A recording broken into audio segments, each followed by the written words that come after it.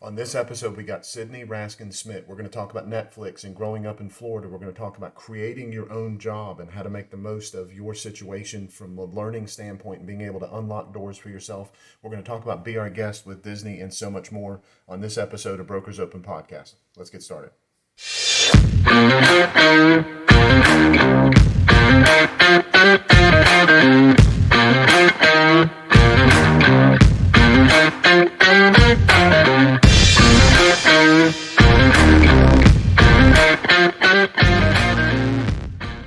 So, Justin, buddy, it's Podcast Friday. How are you? Good morning. It is a beautiful day here. It's hot and humid, but we're staying inside, so I think we're going to be fine. How about you? You doing all right? Yeah, doing good. We've had some really good weather lately, though, right? I mean, we're in June, and I'm enjoying the rainy weather, so I enjoy that. I enjoy the storms that roll through. yeah, absolutely. So we've got Cyndi with us today. So Cyndi, you there, right? I'm here. Good morning. Good morning, Cyndi Cyndi. Raskin-Schmitt.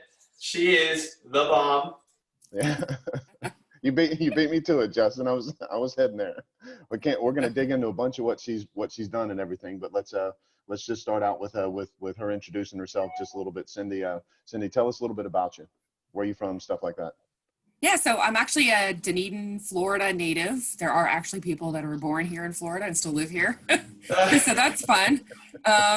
Yeah, so I live here in Dunedin. My parents live in Palm Harbor. So I went to Tarpon Springs High School. That was before Palm Harbor High School was even a thing.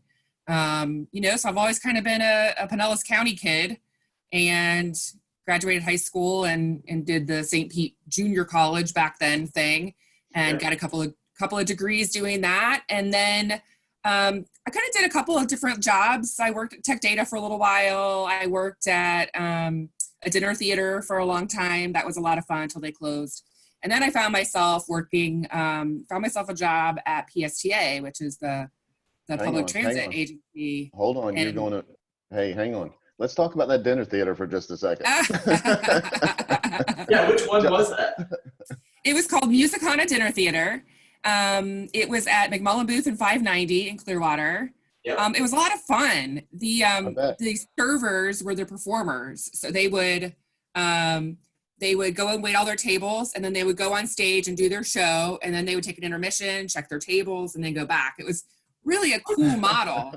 Yeah, awesome. so a lot of those were young people that were getting their start and like singing and dancing, the same kind of people you would see doing the like live shows at like Busch Gardens or SeaWorld or on the cruise ships.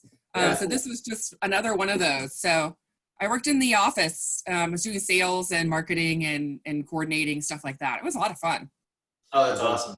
I want to harp on Dunedin really quick and growing up in Dunedin. So when I was a kid growing up, I always went to Dunedin Art Center camp for the summer. Have you been there? Yeah, I didn't actually attend that, but my daughter has every summer since she was old enough to go. That is an amazing facility. Yeah, I remember that. That was a really cool experience. I brought my wife back there. I'm driving through Dunedin. I'm like, oh my gosh, should we take a quick right off of Old 19? And she's like, where are you taking me? Because we were going to head up towards Innisbrook. And I'm like, you got to come see Dunedin Art Center. And so there's all these tiles on the outside of like where the kiln room is. And I'm showing her artwork of like kids in my class and stuff. I didn't find my name. I couldn't find it. But Dunedin Art Center, that was something that resounded with me there. Yeah, Dunedin definitely has lots of art incorporated. The elementary school my daughter went to was Academy Da Vinci, where Matt's kids went also for a while. That's how we first met. But doing dance every day as part of their curriculum and art and music was just really so enriching. And all these kids do so much better in their academics when they also have art as a component. Right. So having that school, having the art center, public art pieces. Like there's a new bus shelter in downtown. That's this beautiful art piece that was done by this lady named Catherine Woods, who's a glass artist in St. Pete. So really cool art in Dunedin for sure. Yeah, absolutely. You still live in Dunedin? I do. I lived in my house for 20 years now. Okay. Yeah. I love my daughter's dad and I bought the house a million years ago, and I love it. Love it. Oh, that's great. All right, so I didn't mean to jump in and cut you off like that. I'm sorry, That's but there's no okay. way I could go past the dinner theater and not talk about that. Come on. Yeah, I wish they were still around. I I know, wish right? they were too. It was, it was one of those things where it's a really tough kind of market to be in, and they didn't really spend a lot of money for advertising. I think if they had, it probably would have been a different conversation. So, but I mean, them closing landed me, in public service at PSTA, working for the government. So Yeah, it's so really so been tell a, us about that. Tell us about that transition, because this is a big part of what we wanted to talk about. So tell us about the yeah. transition. So you started out at the top, right? You just jumped in and you took over and you were in charge of everything. Is that what happened? Well, I started as a secretary, and they say that the secretary actually runs the place. So So maybe technically, technically, Yeah, yeah. technically, So so I started as a secretary in the marketing department. I had just finished my associate's degree in marketing from St. Pete College. It was St. Pete Junior College back then. So I was like, this will be fine. I could do this for a little while. That was back when, they had newspaper, a whole job section in the newspaper. And I found the job in the oh printed wow, paper and sent in my resume in the mail. And, that was in 1998.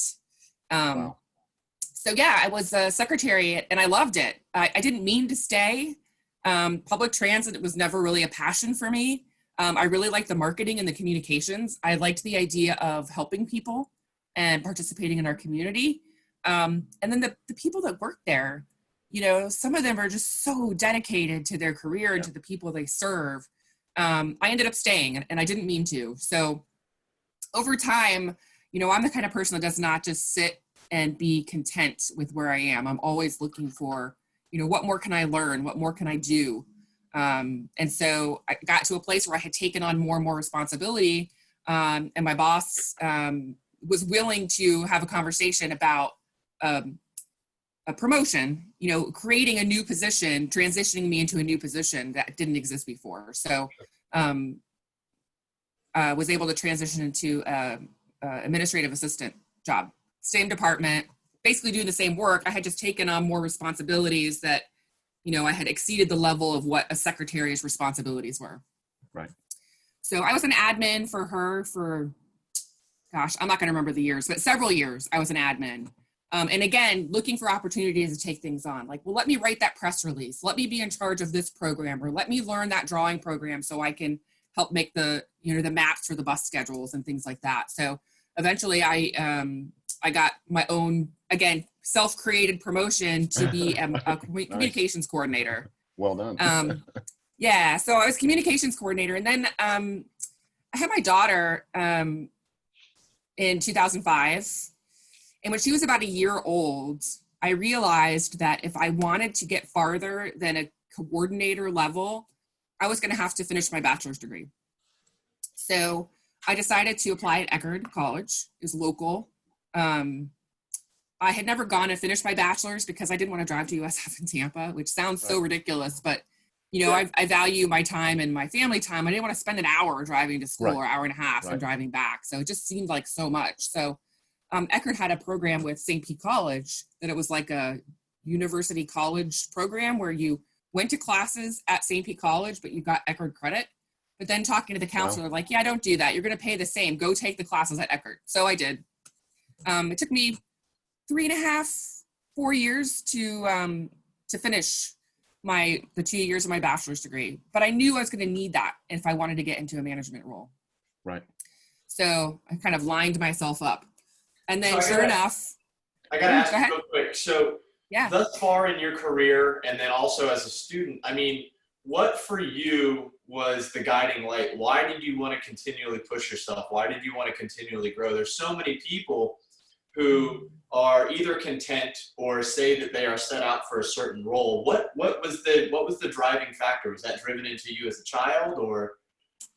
I've thought a lot about that question because I've had people ask me, like, but you were doing so good. Why, why not just be happy where you are?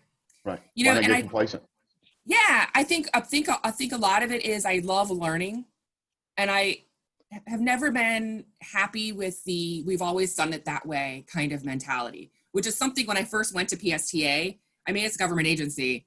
I would ask questions like, well, why do we do this? Well, because we've always done it that way. But why? Why do you do it that way? We could do it this way and it'd be more efficient, or we get better data, or we would, have better messaging. And, I think it was just, being a little kid, we moved a lot. I went to a different school every year for elementary. And I was always having to make new friends and kind of learn the ropes in the new schools and things like that. So, I couldn't really afford to just get into a comfy place. I never really had that opportunity. So I was always having to learn as a kid.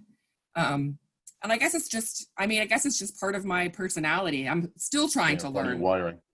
Yeah. I'm still a learner.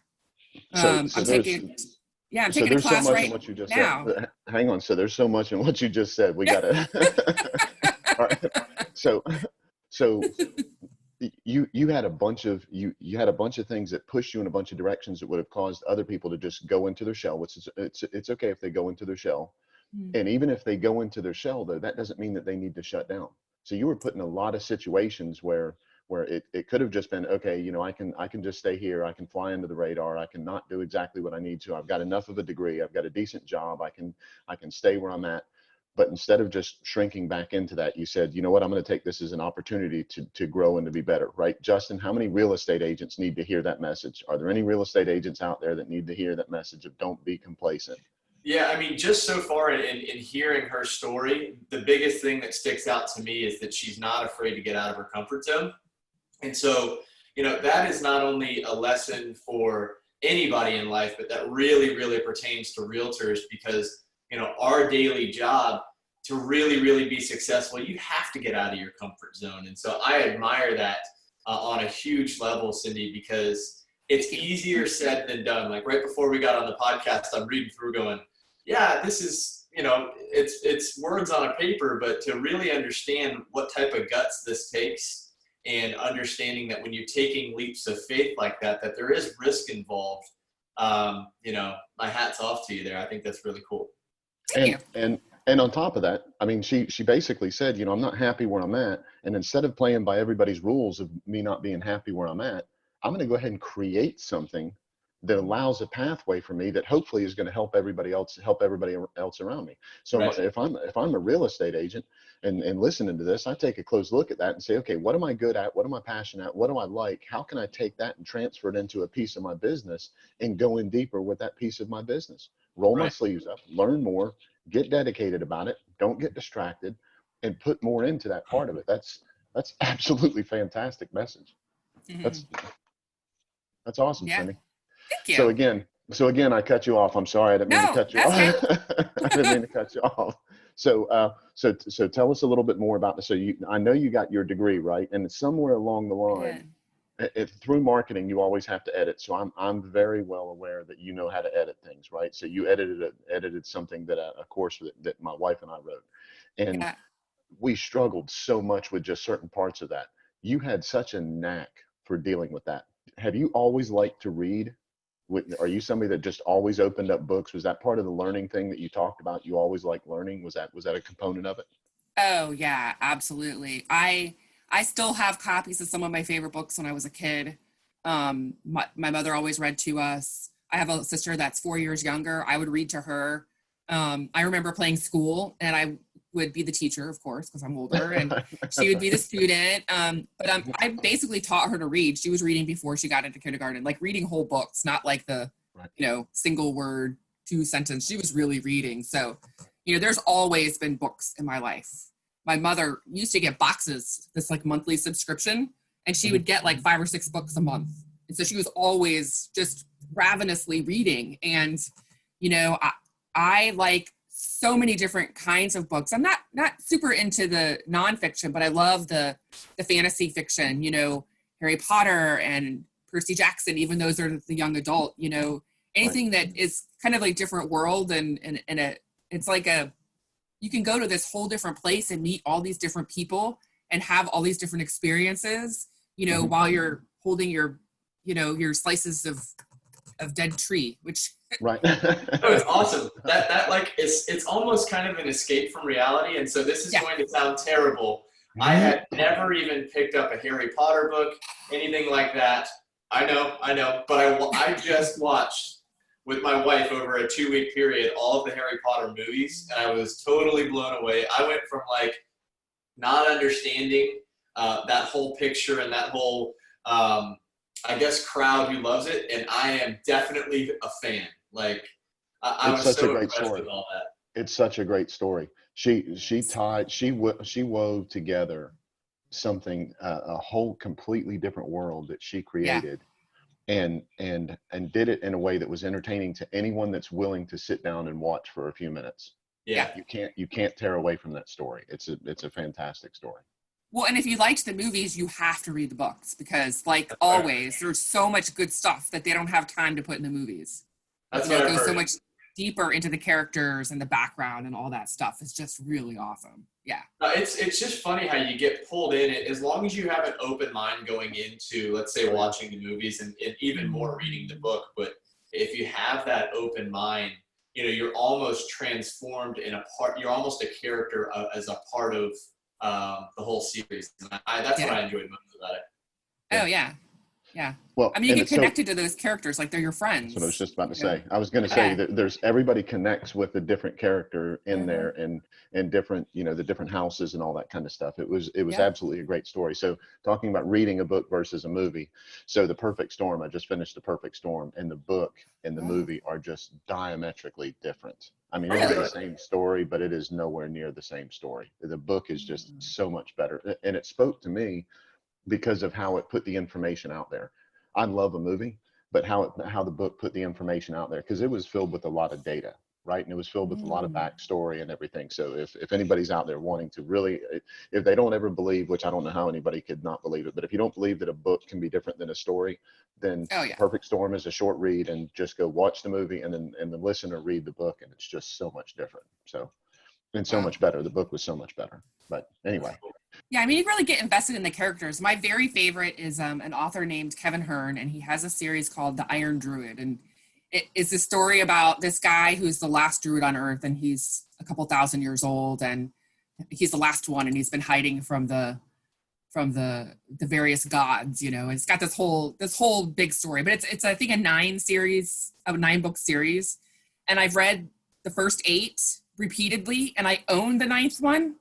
But I haven't read it yet because it's the end of the series. And if I read it, then the story's over. So it's been sitting on my shelf for like 2 years now. I can't do it. So that's like Netflix withdrawals. I just watched the last part of Ray Donovan the other night.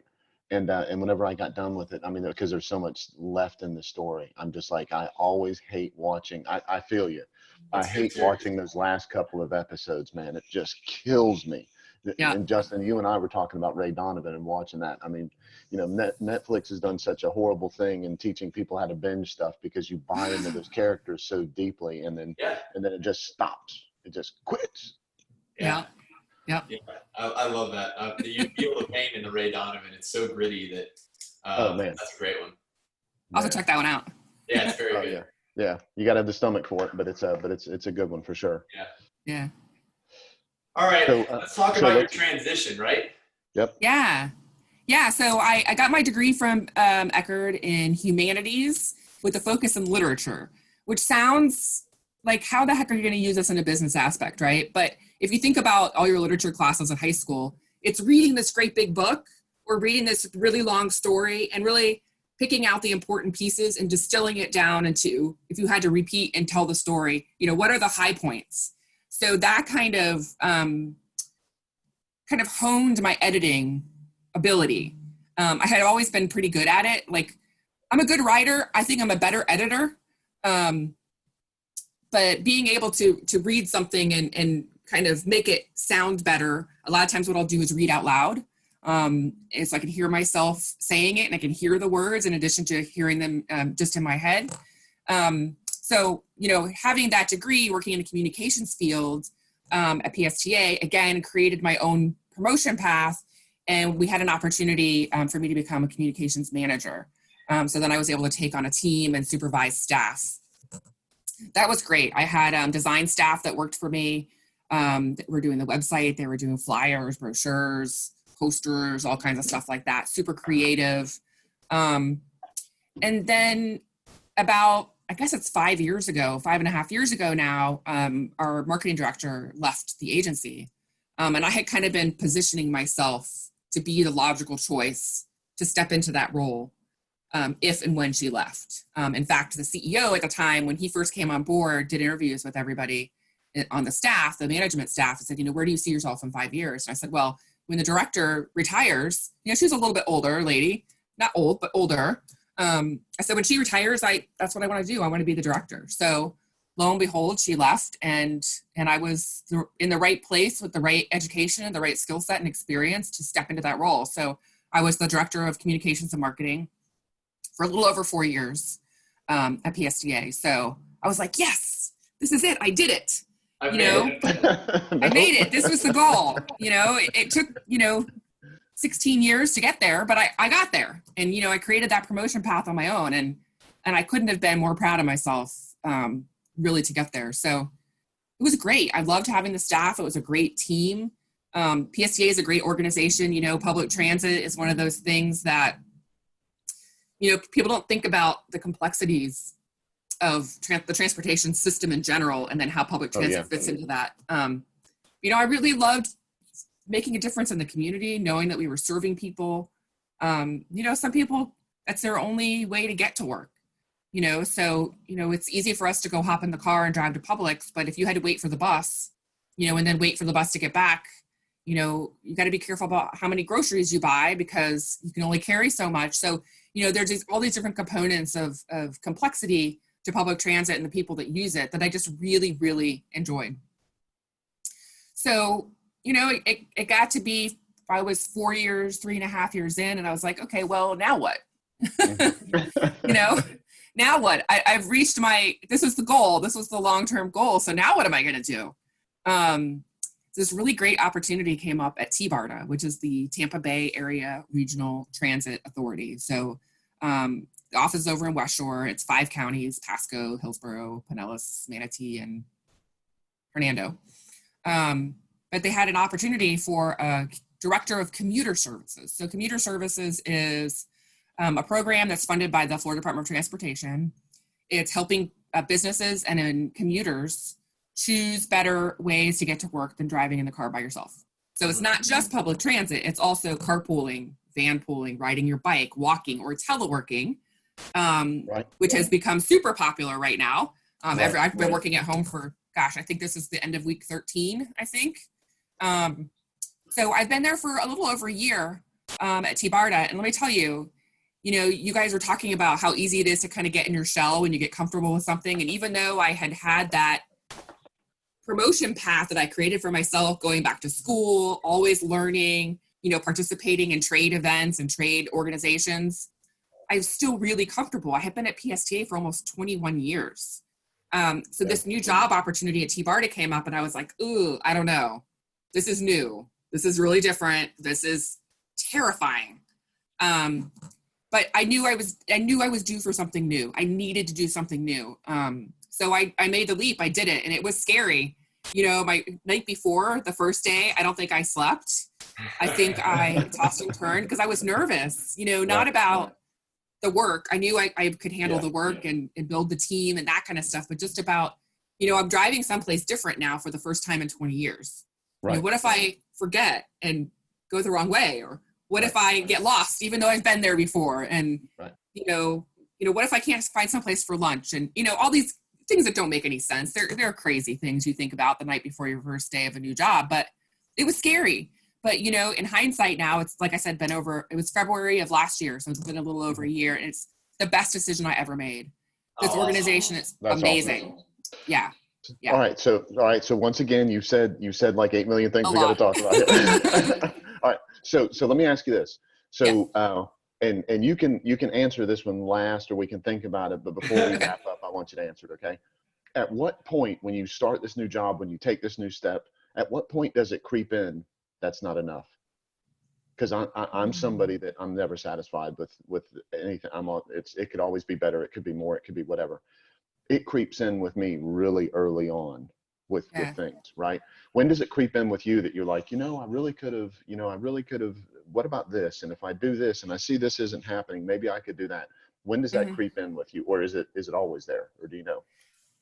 I think it's probably always there a little bit, but it starts poking its head up when I find myself getting to a place where I've built a routine and everything's going really good. So, we're doing regular checkups with the team. We're hitting our marks. We're doing our monthly reports. We're exceeding our goals. It starts to become a little routine, a little too routine, a little too redundant. So, I'm always wanting to learn. So like right now, for example, I'm taking a class. The USF MUMA College of Business is offering this post-crisis leadership certificate program. It's like 7 weeks and it's free. The first 8,000 people were able to get a certificate. I'm like 4 classes in, but it's awesome because I'm learning again. I'm learning new things, and I'm thinking about how can I use the things I'm learning now in my job at T-BARTA? What else can I take on? I kind of get to that comfortable place where I don't want to say I get bored, but I kind of get a little bored, the day by day, and to have an opportunity to do something new and all that always expanding thing. So that's kind of where my little creep factor is finding myself in too much of a routine and feeling a little unsatisfied with the work. Yeah. And with me, bored isn't really the word either. Right. If I see that there's an opportunity to expand on something that could have been better, could have been handled, then it bugs me. It just sticks with me, and I can't let it go. So I'm reading a book called Distractible right now. Okay. So Justin and I, and probably you, we read several books at a time. So I'm almost positive this is in Distractible. If not, it's in Hooked, but it's in one of the two of those. You were talking earlier about an editor, and they were discussing the difference between an editor and a writer. And the writer's job is to make the people feel the story. The editor's job is to make sure there's enough logic in it so that the story moves forward. Right. And so the author of this book was talking about the editor, how heavy-handed the editor was in some of the things that he did. And then he realized that there was just too much emotion going in too many different directions with what he was doing writing. And the editor was trying to keep him on a story. So he ended up writing 2 books instead of 1, which brings me to my absolutely last thing about all of this, right? You've got to be writing a book. Tell me that you're writing a book. I have one in my head. Okay. I have a story. Yeah, I know you had to. I have the story in my head. I could tell you a little bit about it if you want to. Please tell me there's a real estate agent. Let me tell me that there's a real estate agent in it. Please tell me there's a real estate agent. There's not going to be. There could be. There could be. His name will be Matt. The nicest way possible, but you're a realtor's worst nightmare, staying in your house for 20+ years. Yeah, that's right. Staying in my house for 20 years. Yeah, we can't do that. I'd be sending you properties all the time, tempting you to move. And the idea of packing up my 20-year house is. She'd be sending you back a proof of what was written wrong in the description of the person describing the property. That's so funny. Red pen out. Go ahead. What's the story? So I had this idea, I like the fantasy stuff, so it's going to be a little out there, but I had this idea of the main character. It's probably a woman because that's, of course, who I'm going to relate to the most, but she wakes up one day and has the ability to see feelings and emotions in a corporeal form. So like she sees somebody walking on the sidewalk and they're depressed, and she can see the depression monster hanging off the back of the lady's calves and slowing her down. And kind of how she fights that, how she is able to go and help that woman strip away that depression and make her life brighter and clearer. And so she's kind of like a little superhero. I'm not sure if she'll have weapons or if she'll shoot lasers, or I don't know yet. But that's kind of the premise of the story is, has to be.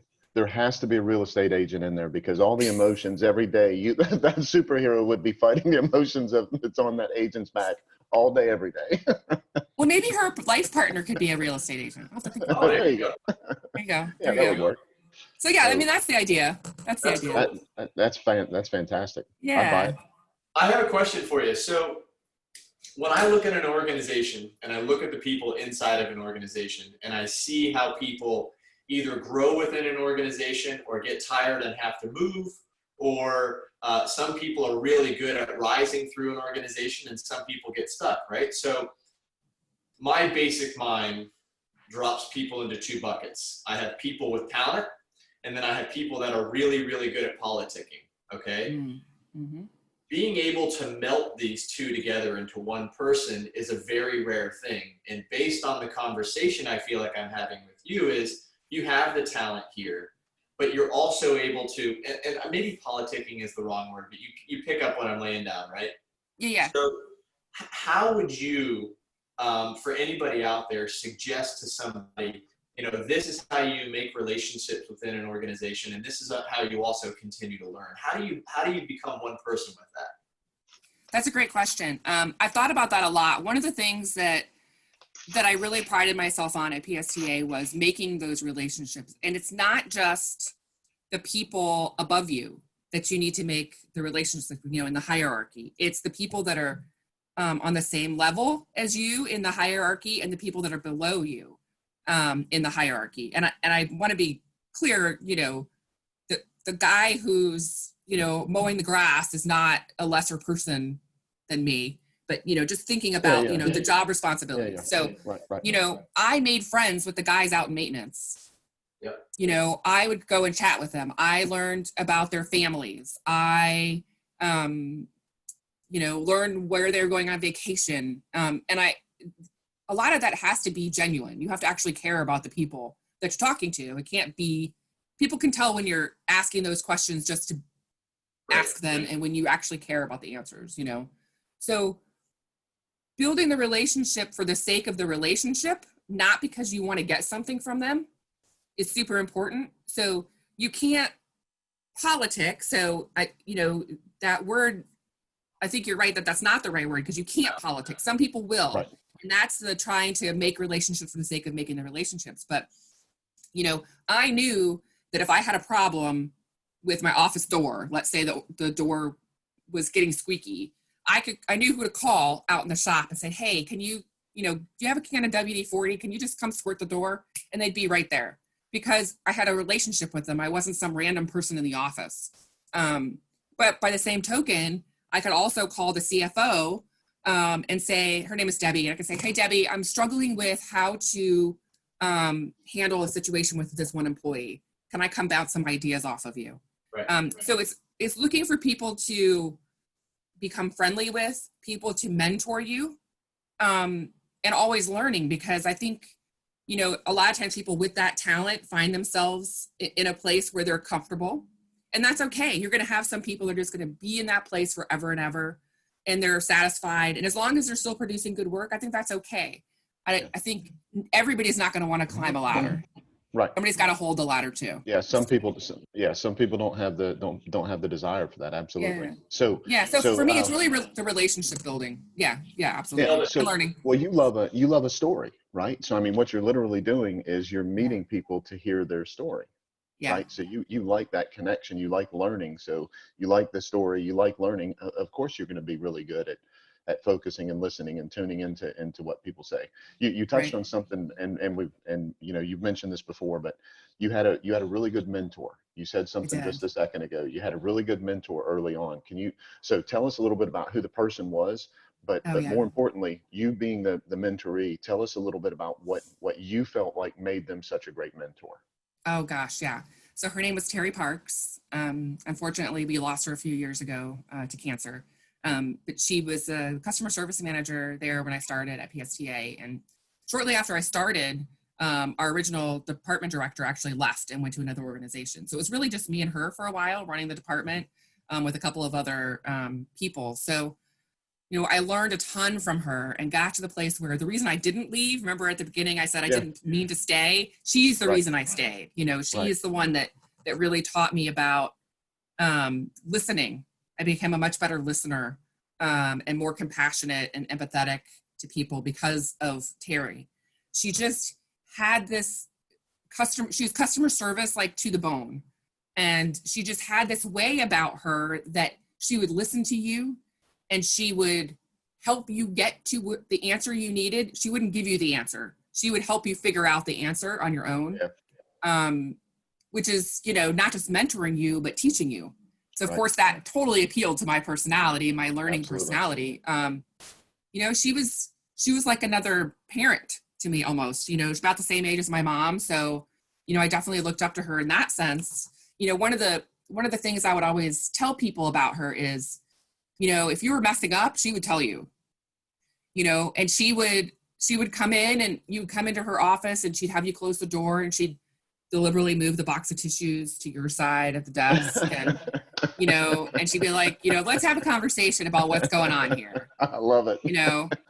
And so, I mean, she was frank, but she was, you know, parental almost in her approach. So you wanted to hear what she had to say and you wanted to please her. It was always constructive, right? It was always constructive. Absolutely. Right. You know, and she would make you cry and then you want to hug her at the same time because you know that it's, you know, it's for your own good. She's trying to make you help you be a better person. But she was just phenomenal. I love her and I think about her all the time. I have a picture of us together on my desk in the office and I have her stapler. When she retired, she gave me her old stapler from the city of St. Pete that she worked in the 70s. So. Oh, that's so cool. Really? Yeah. Yeah.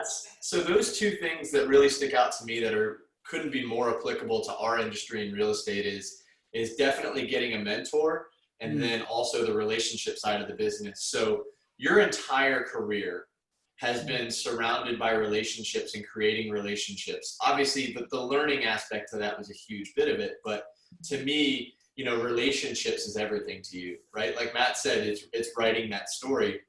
Yeah. But also, you know, that's the same way that we have to do real estate. I mean, real estate without relationships is a transaction-based, short-term mindset type of deal.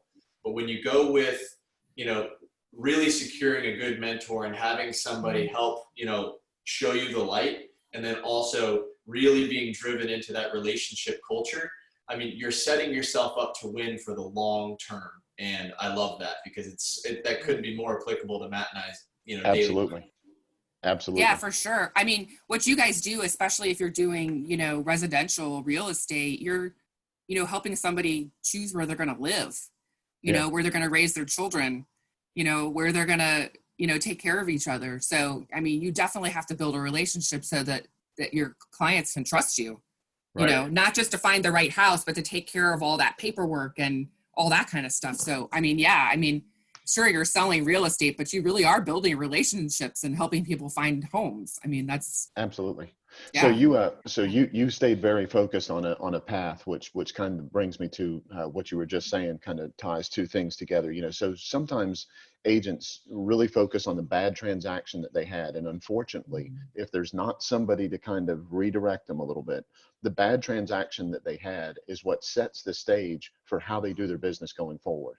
Meaning that if something didn't go the way it was supposed to, if the customer kind of, you know, didn't treat them the way that they thought of, or didn't reciprocate what they thought they were putting out with, you know, with empathy and with trust and with commitment and everything, then the agent kind of gets scorned by it. The agent kind of steps back and goes, okay, well, I'm going to do my business this way because this just happened and I don't want that one thing to happen again.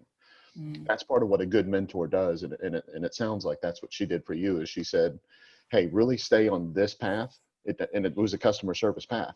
Really stay on this path. If things happen over here, that doesn't mean we're going to adjust our business based on the bad stuff that happened. We're going to adjust our business, staying very focused on the customer service side of things, which Justin and I are huge on. It is all about the relationship. But you got to not let that stuff creep in, because bad things happen in transactions. Some people are just going to treat you, you know, as the agent, you don't get treated the right way. And sometimes the customer doesn't get treated the right way as the agent. Everybody shouldn't say, okay, that's how everyone is. They should just take a real serious look at it and go, I'm dealing with this from a customer service level. This is how I'm going to do it. That didn't go the way that I wanted. I got to set that aside. And in order to make that happen the way that you need to, so many times, especially to begin with, agents need a mentor. They need a broker that's not MIA. They need to be on a team that the team leader is doing what it is that they need to do. They have to really stay focused to make sure they don't let those other things transactionally creep in. And it sounds like that's what you've done. And it sounds like Patty kept you on that path. That's fantastic. Yeah. And I try to do the same for my team. You know, we're all remote now. We're doing Zoom meetings like this. And, you know, we have meetings twice a week. It's only a few minutes just to see what everybody's up to. But every other week, I have a team of 3 account executives that are going out and talking to people about commute alternatives. And I do a one-on-one with each of them. I said, okay, how are you? How are you as a human? You know, how are you doing? You know, what do you need? What can I provide for you?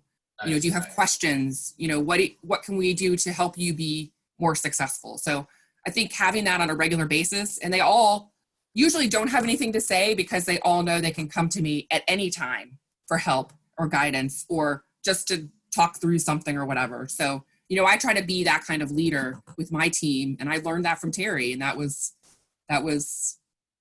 pretty fantastic. What a skill set. I mean, so in terms of like just being a human being, the hardest thing that you have to do in my mind is being honest with yourself, right? Truly looking yourself in the mirror every day, taking responsibility, and understanding that to the core, I think is one of the hardest things that we have as human beings to do. And if you're able to do that, and you're able to do that with the people that work with you as a leader, like you said, I mean, I think that's just awesome, because that at the core is what it's all about, period. If that person is internally healthy, mentally healthy, then whatever the production is outside of that, whether that be at work or socially or in community involvement, that's going to shine. But if this isn't right, none of that's going to be right. Yep. And it's never going to be at the level that it is. And that's why some people get complacent, is because if everything isn't hitting on all cylinders, they just get really comfortable with where they are.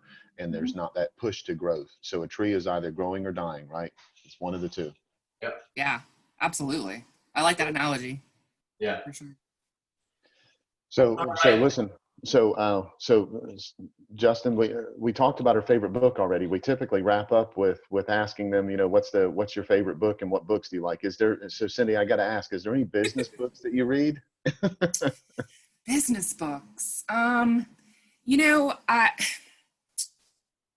There's one that I've read that I really, really liked, and I'm not going to get the name right. It was by one of the former CEOs at Disney, and it was talking about Disney customer service.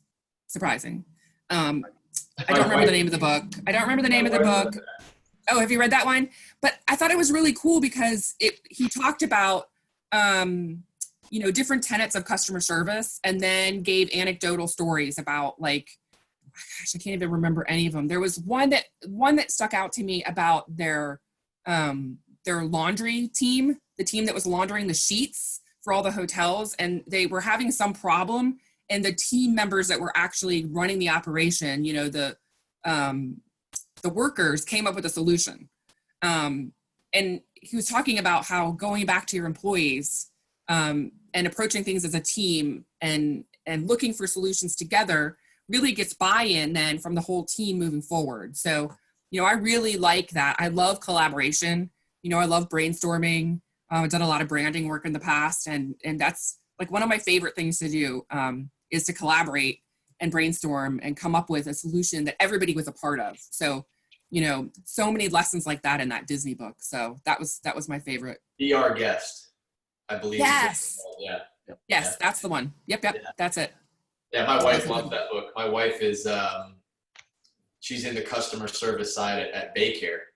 Oh, okay. And she thinks that book is the holy grail. So I think it's an awesome one. Yeah. She's right. All right, so we got the books. What about shows or movies, really quick to wrap up? Any shows or movies that you're loving? Oh, I really like the crime stories, the fictional crime stories, like, NCIS and all of those, because they're, I like the mystery of them. I like any movies where, like, they blow stuff up and beat each other up. I really like. I don't know why those appeal to me, but, like, there's the show SEAL Team with David Boreanaz on it. I love that show. And but then at the same time, I don't know, like, right now I'm watching a show about the Columbus Zoo. It's a Disney Plus, and it's a whole thing. I try to keep it diverse, Right. Well, we got a Navy SEAL, we got the zoo, we got. that's quite different. That's diametrically different. You're gonna love Ray Donovan if you like that beat 'em up mystery type of thing. He's awesome. That's certainly him. But he's not going to the zoo. I don't know how to break it to you. Last night I started watching one called Interrogation. Have you seen that one? No. Yeah, is it a Netflix? No, it's a CBS. It's a CBS show. And you watch the first episode. They say you can watch the first episode first, and then all the rest of the episodes you can watch in any order.